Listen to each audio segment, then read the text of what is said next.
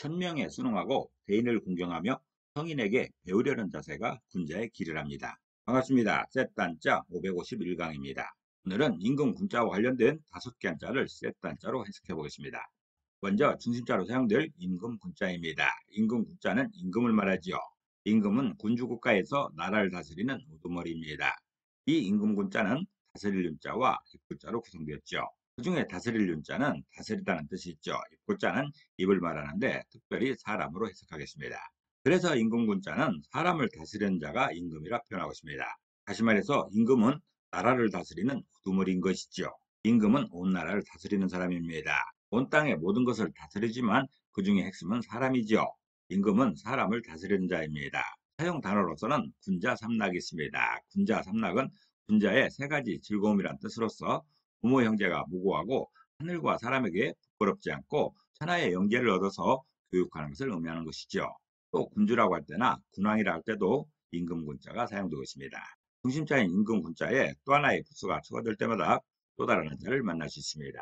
이것이 바로 셋단자입니다. 임금군자가 포함된 첫 번째 관련자는 고을군자입니다. 고을군자는 고을을 의미하고 관청을 의미하기도 합니다.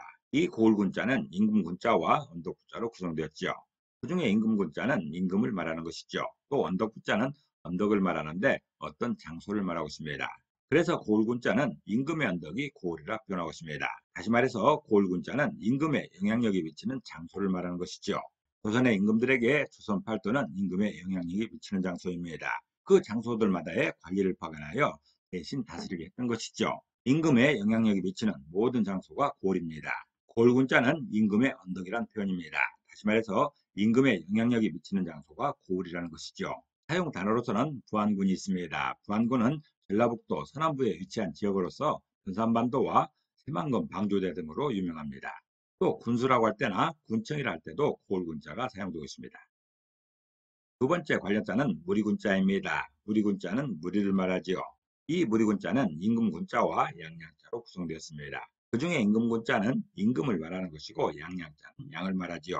그래서 무리군자는 임금에게 양 같은 존재가 무리라 표현하고 있습니다. 다시 말해서 무리는 목동을 따르는 양들처럼 임금을 따르는 자를 말합니다.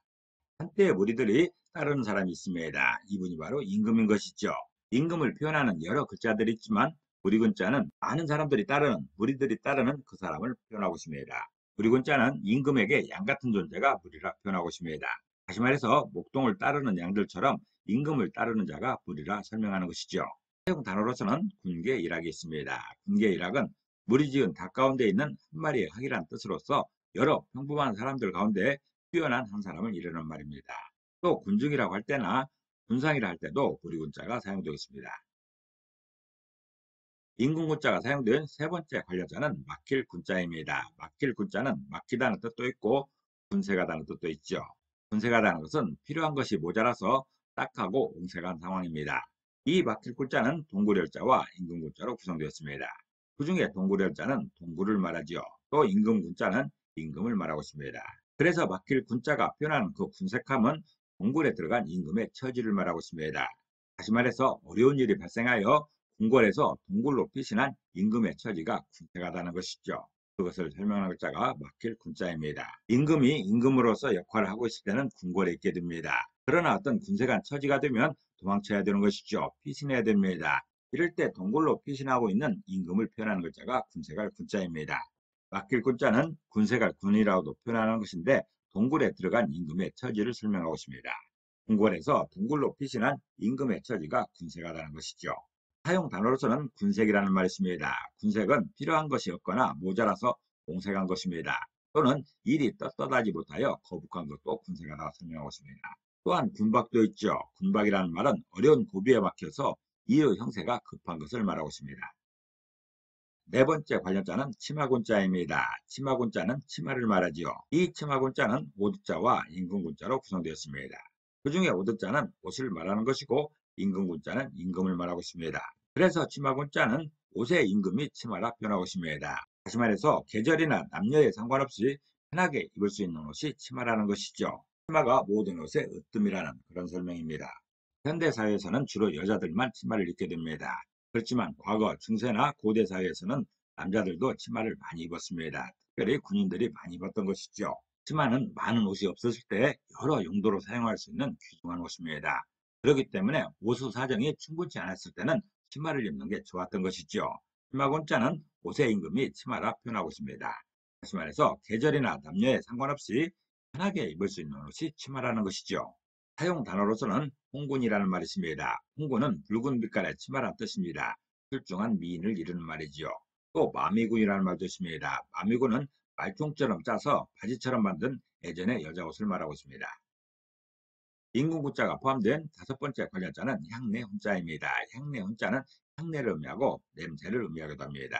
향내라는 것은 향기로운 냄새지요. 오감으로 느껴지는 현상 중의 하나입니다. 이 향내 훈자는 임금군자와 불화자로 구성되었죠.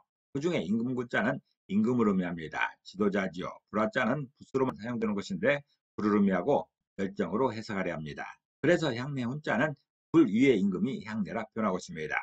그 말에서 향내 훈자가 표현하는 그 향내는 열정에 넘치는 지도자의 카리스마를 말하고 있습니다. 꽃이나 음식에서 풍겨오는 냄새가 있습니다. 그것을 향내라 할 때도 있는 것이죠. 그렇지만 향내 훈자가 표현하는 그 향내는 꽃이나 어떤 물질에서 나오는 냄새가 아닙니다. 사람에게서 나오는 카리스마 같은 분위기를 말하는 것이죠. 향내 훈자는 분류의 임금이 향내라 표현하고 있습니다. 다시 말해서 열정에 넘치는 지도자의 카리스마를 향내로 설명하는 것이죠. 우리 역사에서 세종대왕 같은 분이 없죠. 이분처럼 많은 향내를 풍기는 분도 없습니다. 열정에 넘쳤던 세종대왕의 카리스마는 지금까지도 우리 사회를 전반적으로 지배하고 있습니다. 그런 분위기가 향내인 것이죠. 사용 단어로서는 홍호처창이라는 말이 있습니다. 홍호처창은 향기가 서려 있어서 사람의 기분을 오싹하게 한다는 뜻으로서 귀신이 나올 것 같은 분위기가 있음을 형용하는 말입니다. 오늘은 임금 군자를 중심으로 하는 다섯 개 한자를 세트 한자로 해석해 봤습니다. 오늘 배운 것을 다시 한번 요약하겠습니다.